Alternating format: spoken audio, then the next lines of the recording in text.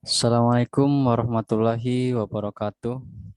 Perkenalkan, nama saya Hardi dengan stambuk Q1A1181112,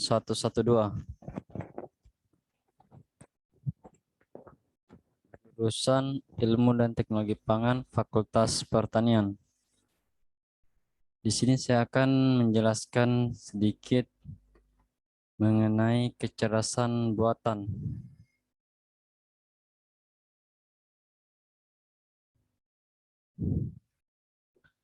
Langsung saja, kecerdasan buatan atau disebut juga artificial intelligence merupakan teknologi di bidang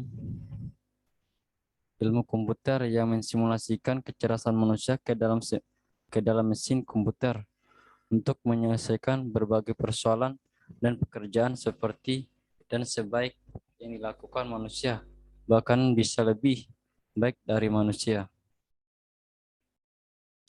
Di sini ada tiga definisi kecerdasan buatan menurut para ahli. Yang pertama itu menurut John McCarthy 1956, yang kedua Hack dan Ken 1996, yang ketiga Rick dan Knick 1991. Pengertian kecerdasan buatan dilihat dari berbagai sudut pandang. Yang pertama itu dari pandang kecerdasan. Kecerdasan buatan adalah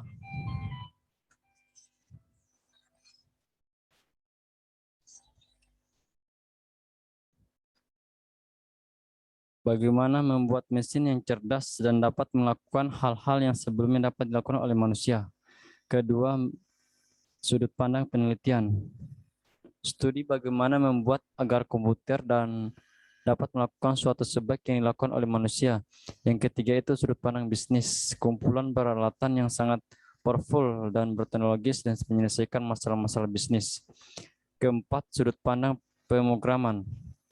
Kecerdasan buatan termasuk di dalamnya adalah studi tentang pemrograman simbolik. Selanjutnya itu fungsi dan tujuan kecerdasan buatan. Tujuan dari diciptakannya kecerdasan buatan diantaranya adalah yang pertama itu membuat mesin lebih pintar, kedua memahami kecerdasan, ketiga membuat mesin lebih berguna, keempat mengurangi waktu kerja sehingga kegiatan bisa menjadi lebih efisien, kelima menggunakan kecerdasan buatan, manusia akan lebih mudah dalam melakukan suatu kegiatan dan mengambil sebuah keputusan. Yang terakhir membuat waktu pengerjaan suatu pekerjaan menjadi jauh lebih cepat. Faktor-faktor pendorong bagi keterlaksananya aplikasi kecerdasan buatan adalah yang pertama itu pesatnya perkembangan teknologi perangkat keras, kedua pengembangan perangkat lunak kecerdasan buatan, perkembangan khusus komputer pribadi, keempat turut adilnya para investor dalam mendanai penelitian dan pengembangan teknologi kecerdasan buatan. Bidang-bidang aplikasi kecerdasan buatan yang pertama itu membuat aplikasi komputer. Meningkatnya komputer problem solving secara cepat dan konsisten. Ketiga, membuat penyelesaian masalah yang tidak dapat diselesaikan secara konvensional. Empat, membantu menyelesaikan masalah yang mengandung data dan tidak lengkap atau kurang jelas.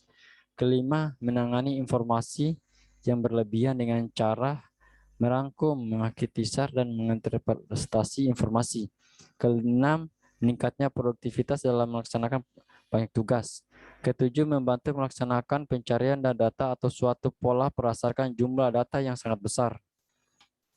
Contoh penerapan kecerdasan buatan. Di sini ada beberapa contoh penerapan kecerdasan buatan. Komputer Deep Blue yang melengkapi program catur pada tahun 1997. Kedua, Logit Trusty adalah program yang mampu membuktikan beberapa teorema yang pada bab pertama para Principia Mathematica karya Whitehead dan Russell. Yang ketiga, Sistran adalah program yang dapat digunakan untuk menerjemahkan dari dan ke bahasa Jerman. Jepang, Korea, Rusia, Portugis, dan Spanyol. 4. Delco Electronics menciptakan sebuah mobil yang dapat mengemudi sendiri. Mobil ini menggunakan pendeteksi tepi untuk tetap tahan di jalan. Ford Eng Jerman menciptakan sistem pengemudi kendaraan otomatis. Kelebihan kecerdasan buatan bersifat permanen.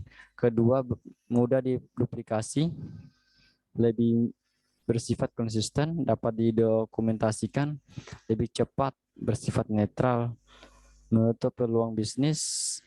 Yang kesembilan, rawan terjadi kerusakan. Yang terakhir, proses pembuatannya cukup mahal.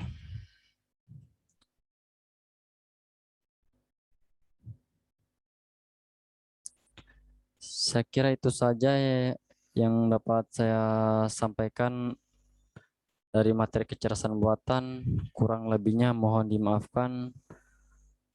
Wassalamualaikum warahmatullahi wabarakatuh.